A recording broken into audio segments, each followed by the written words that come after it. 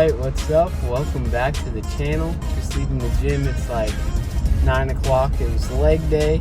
I went with Kobe at like 7, and that was probably our last day at the gym here. Going with him because tomorrow's Wednesday, so it's rest day, and then leaving early on Thursday. And then we're gonna have to figure out a gym down there.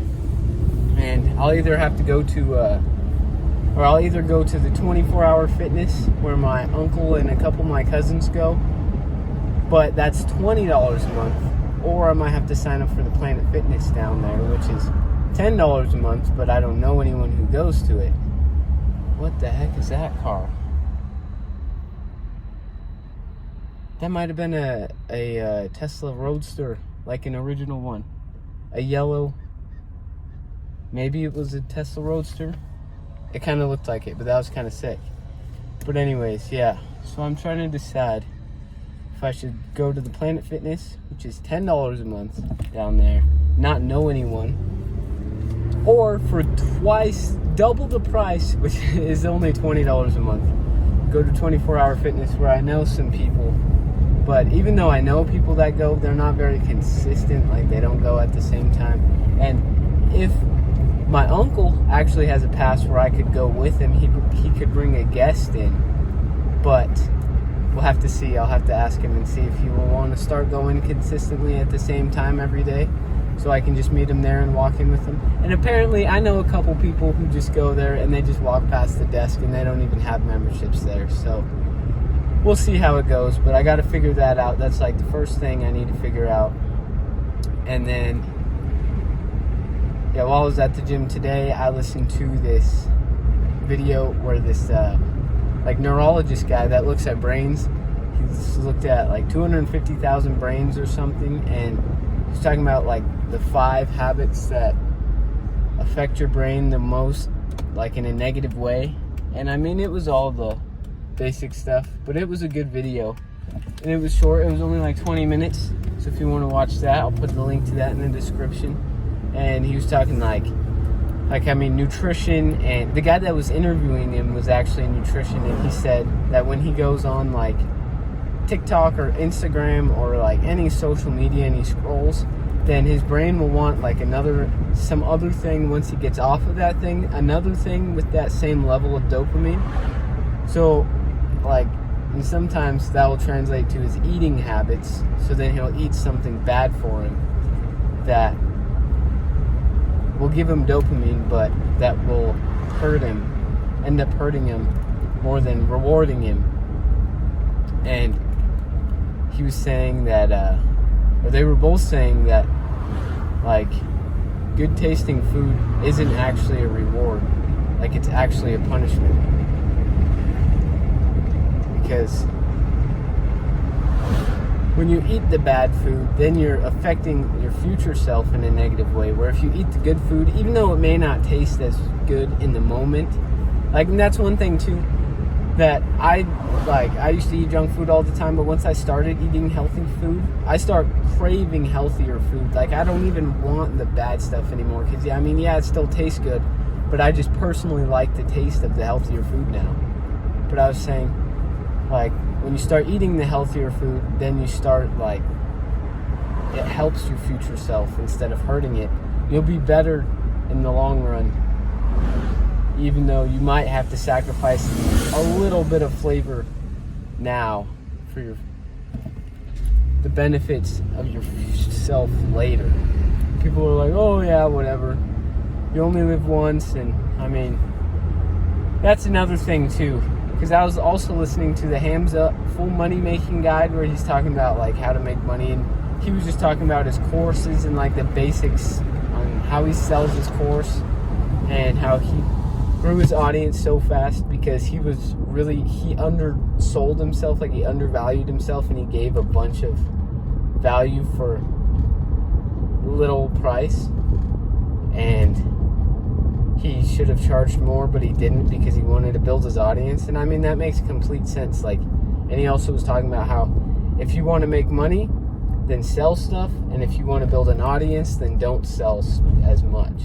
Like, if that makes sense. Like, don't try to use your audience just for their money, but like actually provide them value without money, and that'll grow your audience if that's what you want to do. Which, I mean, it's really important because it's an attention economy. Like, I've heard Andrew Tate talk about this, how once you have people's attention, then you can monetize it really easily and you can make money really easily. Because if you think about it, if you get people's attention, if you had the whole world's attention, like someone like Andrew Tate did, and you got everyone in the world to give you $1, that's $8 billion. Like, there's power in numbers. So if you get people's attention, and that's one thing too, building a personal brand that you need to do. People watching this video, you need to have a personal brand. And I've talked about this before, but you need to create the picture that you want people to think of when they hear your name or when they see your picture. Like, what do you want to be known for? And you have to figure that out, and then you have to start working towards that, because once you have that idea and you start working towards that, you get people's attention and people know you as the guy for whatever you want to be known for. Then anytime that they think of that thing, then they'll think of you. And that was one thing too. I forget what interview it was in, but one of the interviews I was watching, and they were talking about like how they did this experiment where they went around this neighborhood and they knocked on people's doors and they asked them who was the top real estate agent in their area. And they said a couple different people, but then they created a fake agent, like a fake person that hung flyers around the neighborhood, and like, I forget what else they did with him, but they put his name and his picture like all around the neighborhood. And they went back like 6 months later and they asked him who's the top real estate agent in the neighborhood, and they all of them said that fake agent that they put all around the neighborhood. It's just like advertisement on TV. It's like the more that you see something, the more you associate with. That's the thing. Like, for example, I mean, like for soda, what do you think of when you hear soda? It's either Coca-Cola or Pepsi, probably, because they advertise so much that they're always in your face. So when you think of soda, that's what comes up. And that's another weird thing too that I noticed. Like, I noticed it a while ago, but just being in the gym where they have all the TVs on, like all the different channels. Why do like medicine drug companies advertise so much? Isn't that weird? Like, they're trying to sell you something because, like, why are they trying to sell it to you? If it's supposed to help you, wouldn't people just like know it from word of mouth or something? Like, if someone uses it, or a doctor would know it. Like, and most of them are prescriptions too. Like, you have to get them prescriptions is what the commercials say. So why do they advertise so much? If you have to get a doctor to give it to you in the first place, maybe are they trying to like advertise to the doctors? It's weird. Like, why are they pushing these things so hard when it's a minority of people that have the problem, and then they don't even have any control over what product they use because it's just what the doctor tells them to use? So that was really weird.